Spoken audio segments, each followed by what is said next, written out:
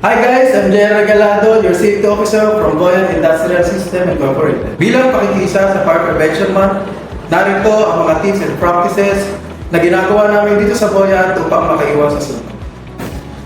So sa tabi ko ngayon, makikita nyo ang isang fan filter unit na isa sa mga product ni Buoyant. So most common, makikita nyo siya sa room ng mga buildings at saka ng mga hospital. So, itong unit na to is nagsusupply siya ng hangin or ng malamig na hangin sa isang room or sa isang building.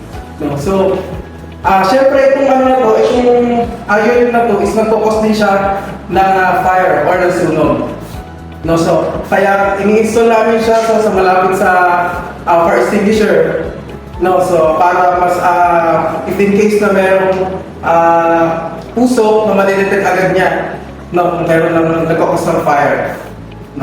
Then syempre dapat alam natin kung nasa yung mga fire extinguisher natin. If in case na malaki na yung sunog, so dapat alam natin kung nasa na kung nasaan yung ating mga emergency exit or kung paano natin mapapapunog yung mga fire alarm system natin. So syempre yung mga yan, yung sunog na yan, maiiwasan natin yan.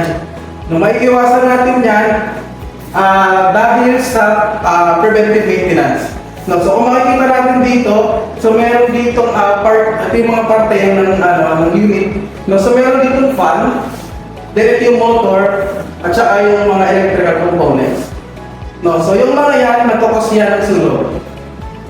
So kaya natin ginagawa yung preventive maintenance. So dahil na expert sa HVAC ang Buoyant, so minimake sure namin na yung mga client is makakapagbigay kami ng quality at saka safe na product sa kanila. So kung mapapansin natin, so itong mga itong parts na to, so may electrical, so nagkakos yan ng sunog. So itong unit na to, chinecheck siya ng mga PMS personnel namin. Chinecheck nila yung mga parts, kung ito ba katulad nito sa part ng motor, chinecheck nila to kung ito ba ay madumi na. Kung ito ba ay minsan may mga insect or may mga daga na mga nakatira sa parts na to. So chinecheck din namin yan dahil nagkakos niya ng sunog. Then dito naman sa part ng electrical, so yan naman yung yan din yung chinecheck kung may mga balat pa ba, kung nababalta na ba yung mga wire natin, or tama pa ba yung pagkakakabit, kung nakasaksak pa ba ng ayos yung mga wire, at nakakapag-produce pa ba ng magandang hangin or ng quality air para sa mga kliyente ng Buoyant.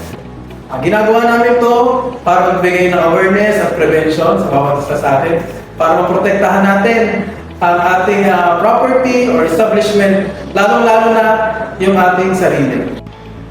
Do your part, and the fire won't start. Prevent fires by being responsible. Don't leave other appliances unattended. Regular check and fix electrical system, and let someone know if you notice any risk. Learn and share fire safety tips for a safer place. That's all. I'm Jen Regalado, your safety officer from Buoyant Industrial System Incorporated. For more HVAC tips, like and follow our page.